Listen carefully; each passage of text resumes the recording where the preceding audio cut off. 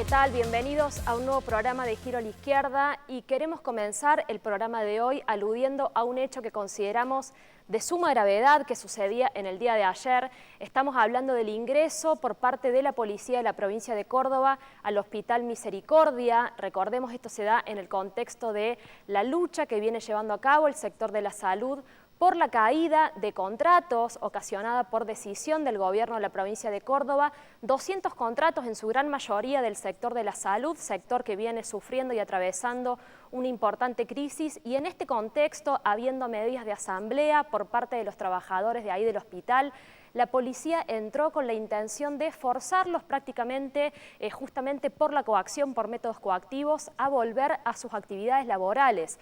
Esto constituye un muy grave precedente que trabajadores en ejercicio de su derecho constitucional a las medidas de fuerza tengan que sufrir atropellos por parte de la policía allí en su lugar mismo de trabajo. Desde ya que desde este programa repudiamos este accionar de la policía, consideramos y lo queremos hacer público que es un grave precedente frente a las medidas de fuerza de los trabajadores. Hay anunciado en el marco del conflicto más general que viene atravesando el sector de la salud un paro de ATE para el próximo 29, aparentemente también habría paro del CEP, del Sindicato de Empleados Públicos. Tenemos que decir que es un paro que llega tarde, realmente, que ya han sufrido muchos ataques los trabajadores del sector público y el CEP hasta ahora no ha tenido ninguna medida de fuerza contundente, así que bueno, desde ya, desde este programa seguiremos atentamente cubriendo esta lucha. Y bueno, y el primer tema que queremos analizar en este programa tiene que ver con lo que finalizaba en el día de ayer, luego de 2 días, este foro de las inversiones y los negocios, popularmente conocido aquí por la prensa como Foro de Mini Davos, en alusión al foro que se realiza todos los años allí en Suiza. En este foro el gobierno de Macri intentó mostrar al gran empresariado extranjero, al gran empresario internacional y también local, las ventajas de invertir aquí en la Argentina. Prácticamente podríamos decir puso a la Argentina en una vidriera para que se remate al mejor postor. Hemos preparado un pequeño clip y a la vuelta estamos aquí con el análisis de Hernán Pudú, referente del PTS en el Frente de Izquierda aquí en Córdoba.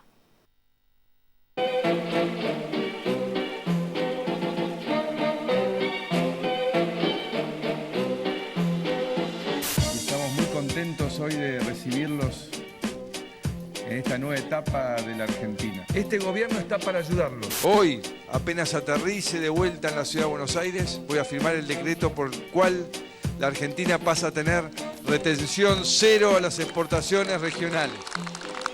Por eso hoy quiero decirles que se terminan las retenciones a las exportaciones mineras. Nosotros estamos muy contentos de poder hoy anunciar el final del cepo cambiario en Argentina. En estos próximos días tendrán la oportunidad de echar un vistazo a las múltiples oportunidades que hay en nuestro país. ¿Cuánta plata va a dejar de recaudar el Estado y cómo van a hacer para tapar ese bache fiscal? Lo que va a hacer es va a compensar el año que viene con más impuestos a las ganancias, más impuestos a los sellos que seguramente la gobernadora va a cobrar, más impuestos a los ingresos brutos, más impuestos a los débitos bancarios. Lo que tenemos que hacer es bajar los costos y los salarios son un costo más. Nuestro principal objetivo es avanzar hacia una Argentina con pobreza cero. El 47% de la población de los ocupados está en un empleo precario, un empleo de indigencia. Más del 50% de la población está entre empleo precario y desocupados.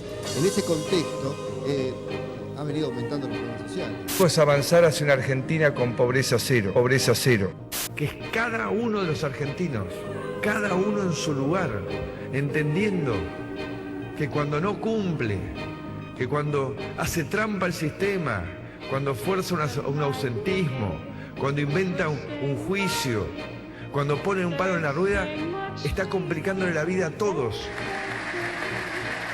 Entonces el ausentismo nos perjudica a todos.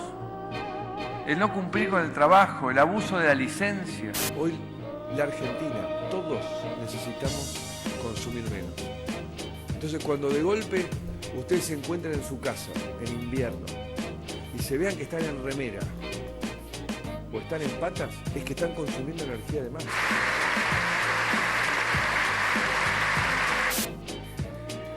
Queremos que ustedes también sean parte de esta maravillosa etapa que ha comenzado en la Argentina.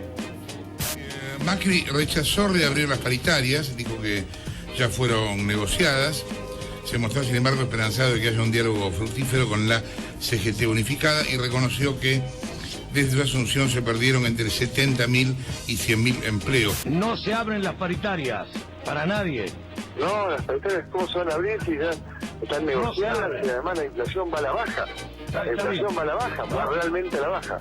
Les quiero decir que la Argentina los invita, la Argentina espera que todos ustedes sean parte de esta etapa maravillosa que estamos comenzando.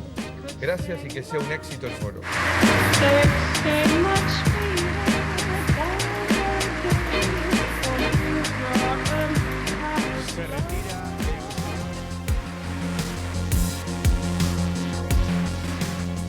Bueno, nos acompaña aquí en el piso Hernán Pudú. ¿Qué tal, Hernán? Gracias por venir. Muy buenas, ¿cómo estás vos?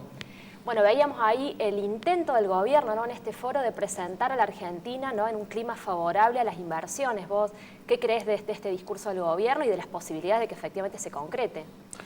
Lo primero que veo es, una foto que puede agarrar a cualquier incauto y parece que está todo el empresariado y que van a invertir, pero es justamente al revés, es porque no hubo la famosa lluvia de inversiones que el gobierno me parece que se ve obligado a hacer este tipo de políticas que para mí tienen mucho de propaganda también, porque esconden detrás de esos mismos sectores muchas tensiones y muchos desacuerdos todavía con el gobierno, porque al empresariado le gustaría que vayan más a fondo con una serie de medidas, que es lo que, bueno, ahí lo decía Macri hace muchos años cuando tenía el bigotito, que en última instancia es la gran pelea de fondo. Sigue pensando lo mismo que en la década del 90. Exactamente, Macri, ¿no? igual, sí. Sigue coherente. Ahora está sin bigote, pero es exactamente lo mismo. El gran problema es el salario.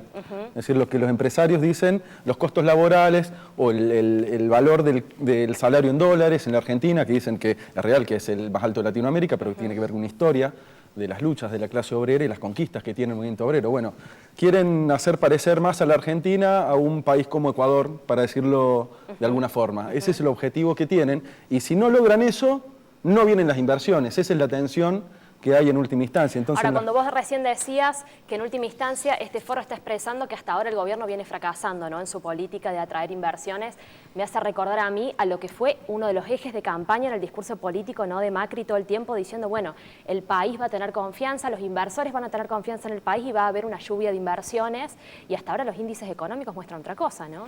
Claro, todos los índices de la economía son golpes para el gobierno, en un sentido a ese relato, porque la desocupación está aumentando, la pobreza subiendo, es decir, las pérdidas de trabajo en la construcción, no sé el número que había tirado el ministro de Trabajo hace una semana. Hay un 24% de caída en la construcción, de empleo en la construcción. Bueno, cualquier variable que se ve en la economía muestra que estamos mal, digo, más allá de que cualquier familia se da cuenta.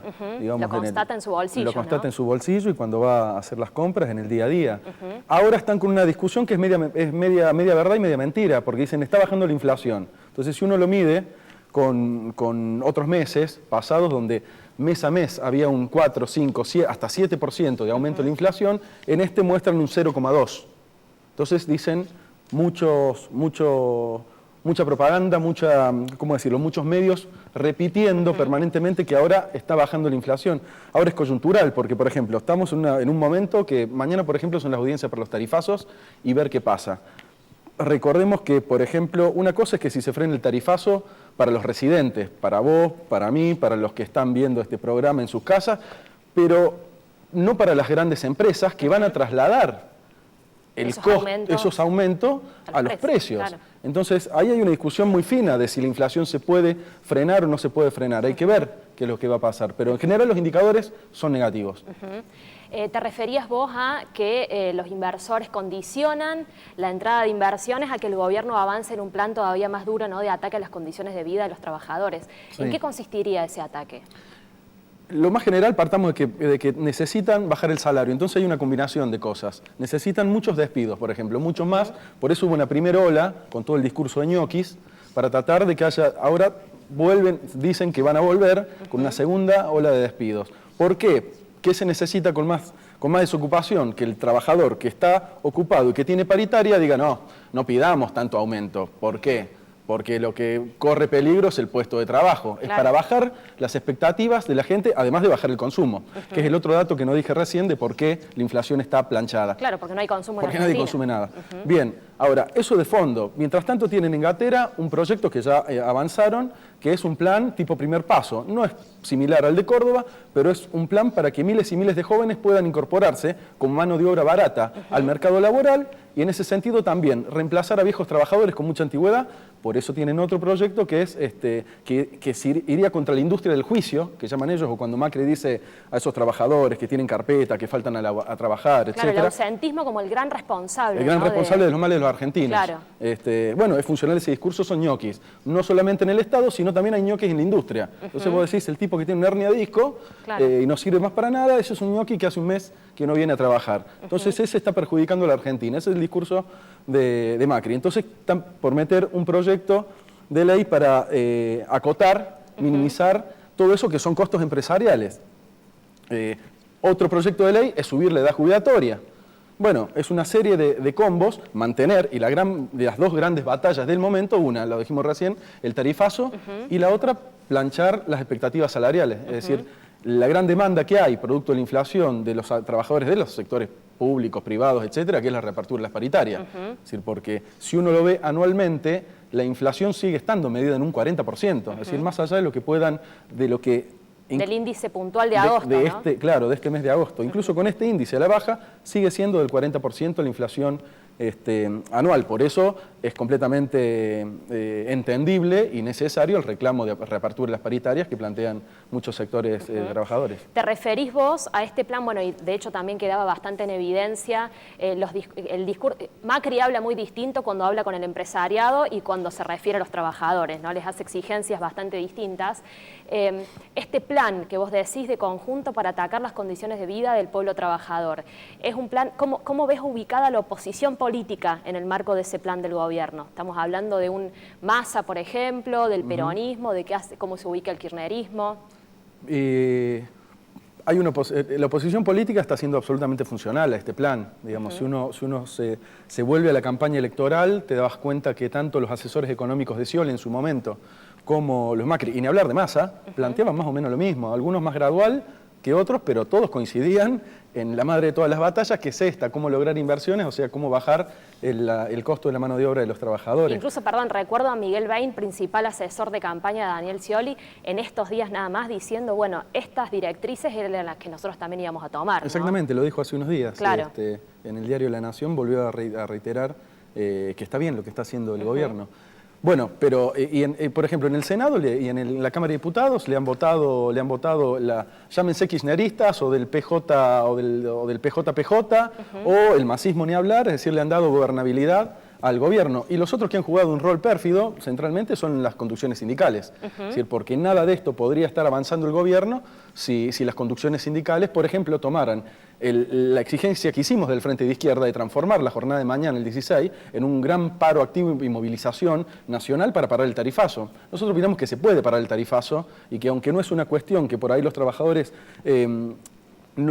porque con las paritarias seguramente no lo puedan recuperar. Claro. Si ni siquiera les dan paritaria, es muy necesario que por lo menos se frene este tarifazo, que es la otra vía por la cual le van a saquear el bolsillo. Vos te referís al planteo que hizo el Frente de Izquierda de exigirle a las conducciones sindicales una gran jornada de lucha para el día de mañana, con paro general, etcétera. Aclarémosle a los televidentes que estamos hablando en el marco de que mañana se realizarían las audiencias públicas, finalmente, que están estipuladas a partir del fallo de la Corte Suprema de Justicia. Estas audiencias públicas... bueno, desde el Frente Izquierda se planteó que tienen un carácter bastante limitado, ¿no? Desde el punto de vista de que no discutiría cuestiones centrales que hacen a la tarifa del gas. Sí, incluso son audiencias que no son vinculantes, es decir, muy probablemente el gobierno de Macri quiera utilizar esto pasado mañana para decir, bueno, ya vieron, hicimos la audiencia, le sacamos el argumento a la Corte Suprema y ahora vamos a avanzar, no en un aumento del 400 o 500%, quizás en un 200%, etcétera, pero eso tiene un gran aspecto de maquillaje. Sí, nosotros planteamos que se podría frenar el tarifazo si realmente las conducciones sindicales no estarían tanto especulando políticamente para qué sector del Partido Justicialista van a jugar mañana en las elecciones y se preocuparan más por pensar cómo evitar la degradación, la miseria y el empobrecimiento del conjunto de los trabajadores. Bueno, en este contexto entonces el Frente de Izquierda convoca mañana a jornada de lucha nacional contra el tarifazo precisamente, ¿no? Para ejercer la presión necesaria. Así es, mañana en toda la Argentina vamos a estar realizando distintas acciones. Bien, bueno, muchas gracias Hernán por el análisis. Gracias a vos. Estamos a pocos días de que se cumpla el 10º aniversario de la desaparición de Jorge Julio López. Recordemos, Jorge Julio López fue testigo declarante en la causa contra Echecolás, quien fue el director de inteligencia de la policía bonaerense en plena etapa de la dictadura militar, y declarando allí como testigo en el juicio contra este represor, Julio López fue desaparecido y continúa desaparecido hasta el día de hoy, 10 años de impunidad. Los invitamos a ver el video, informe preparado por La Izquierda Diario TV, y nos despedimos hasta el programa que viene. Muchas gracias. Julio López sobrevivió a los campos de exterminios de la dictadura. Aguantó silenciar sus recuerdos por años a pesar de que lo atormentaban, hasta que tomó coraje, como muchos otros sobrevivientes, y pudo armar el rompecabezas de datos y detalles que había en su memoria. Por esto, las bandas de sicarios del terrorismo de Estado, aún activas, quisieron demostrar su poder y marcar la cancha. Para eso lo eligieron como blanco. Fue a pocas horas de dictarse una sentencia histórica que terminó condenando a cadena perpetua a Miguel Echecolás. La primera sentencia que hizo historia porque se condenó en el marco de un genocidio durante un juicio a criminales de lesa humanidad. Julio soñaba y luchaba por un país solidario y fraterno, con justicia social, sin explotadores ni explotados. Ese sueño, esa lucha, lo llevaron a enfrentar a la dictadura y a soportar el secuestro, la desaparición y la tortura. 30 años después, con 76 años, ese mismo sueño lo impulsó a sentarse frente a un tribunal, a denunciar a Echecolás y a la dictadura genocida, reivindicando la militancia política y la resistencia popular. Estaba desarrollando el juicio y llegaba el día en el que iba a haber algún tipo de alegato. Él tenía la idea de estar presente en el juicio. ¿Y qué pasó?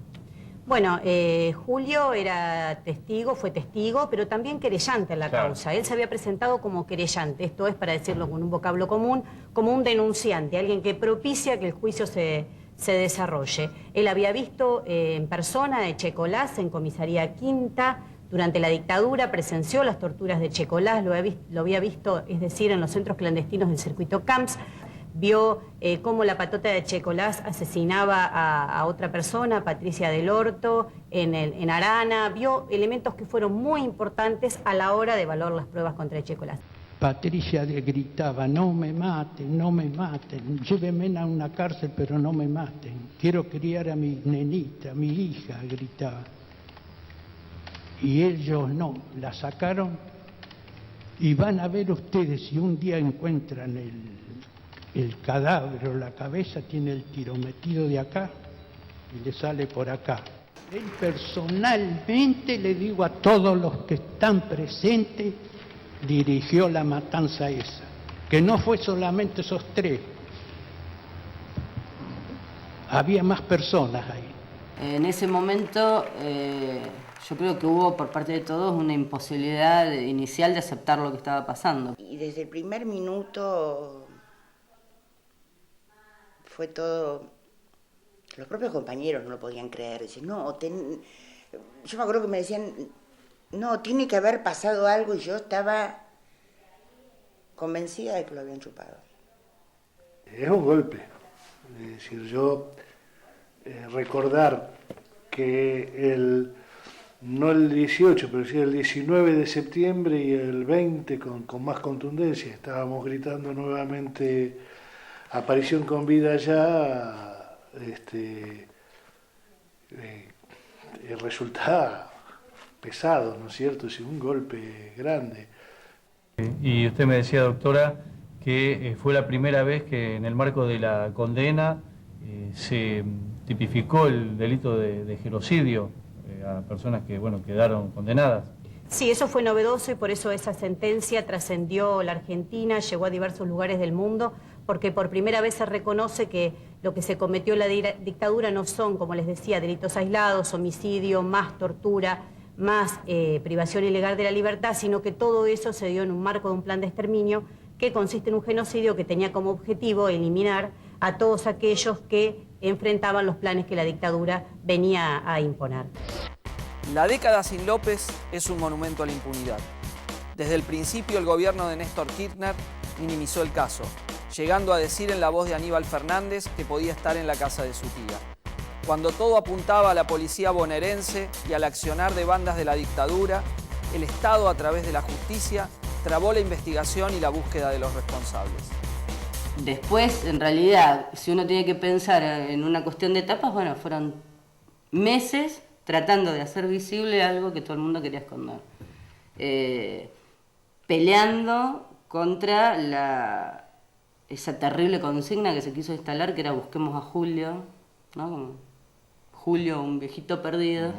Yo no sé si alguien recuerda una frase muy dolorosa que era que se anime, que aparezca, que se anime y salga. Y sin embargo, el gobierno en un primer momento dejó la investigación por paradero. O sea, López era una persona perdida, meses.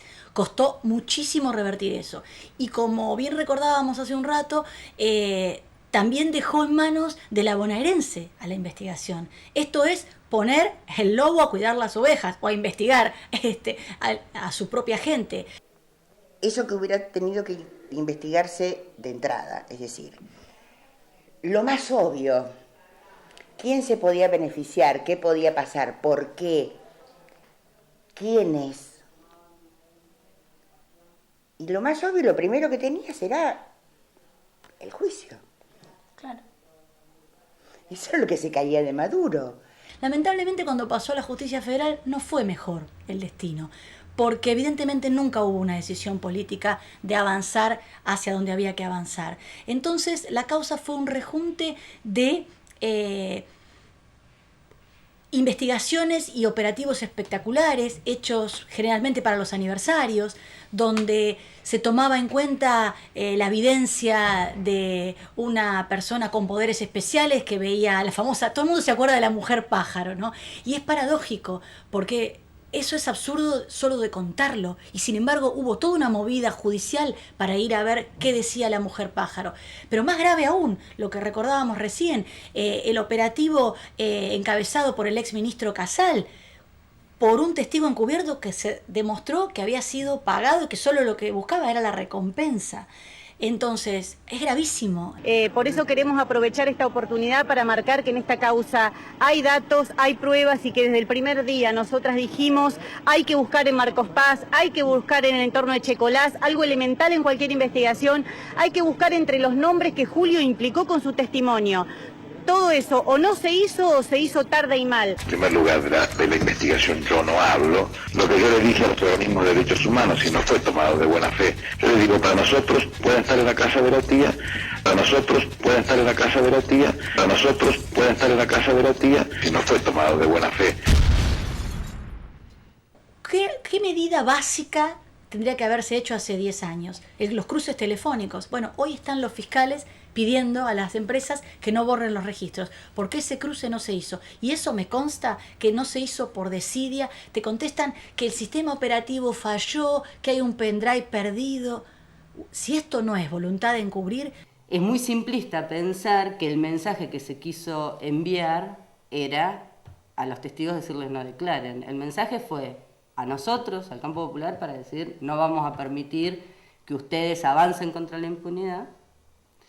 Y también fue al gobierno y al Poder Judicial para decirles, bueno, todavía tenemos poder. El tema es qué hizo cada uno con el mensaje. El gobierno lo que hizo fue hacer de cuenta que no lo recibió al mensaje, pero después con hechos mostrar que lo había recibido. No avanzó sobre el aparato represivo, no avanzó sobre las fuerzas de seguridad, no avanzó sobre el control de las fuerzas militares ni la apertura de los archivos. ¿Qué es lo que nosotros le habíamos exigido como respuesta? Cuando nos decían qué podemos hacer, bueno, tienen que dar este mensaje. El mensaje es, los juicios van a seguir a pesar de todo. Van a seguir porque el campo popular los pide y porque el Estado, digamos, no va a transigir ante lo que significa una desaparición.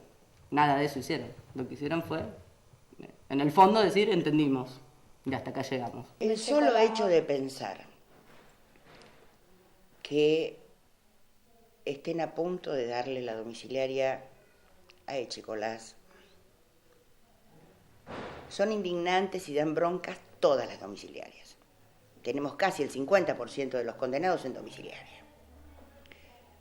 Ahora bien, se cumplen 10 años de la desaparición de Jorge Julio López. Se cumplen 40 años de la desaparición de lo que acá se conoció como la Noche de los Lápices, pero que fue un movimiento represivo en distintos lugares sobre estudiantes secundarios. De los dos hechos es responsable Miguel Osvaldo Echecolás. ¿Qué es? ¿Para festejar los 40 años? ¿Para festejar los 10 años? ¿Para que el tipo lo pueda ver de la cama en la televisión? Perdón, pero a mí me indigna solo el imaginarlo. Seguimos reclamando nuestro lugar son las calles, porque siempre supimos desde el primer día que en los pasillos de ningún ministerio, en los pasillos de ningún funcionario íbamos a encontrar la respuesta de qué había pasado con Julio López. Las nuevas generaciones tienen que saber quién fue Costequi Santillán, quién fue Mariano Ferreira y quién fue Jorge Julio López.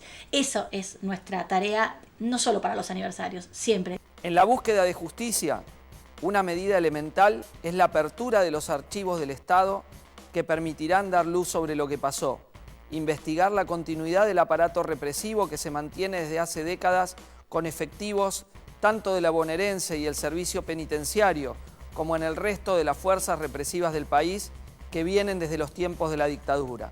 En su momento, el ministro de Seguridad de la provincia de Buenos Aires, León Arlanián, había señalado que solo en la bonaerense existían 9.000 efectivos que venían de los tiempos de la policía de Camps. Y a 10 años hay que investigar la cadena de encubridores que permitió hasta ahora la impunidad. La lucha continúa por Jorge Julio López, por los 30.000 compañeros detenidos desaparecidos, contra la impunidad de ayer y de hoy. Prisión efectiva y perpetua para Miguel Echecolás.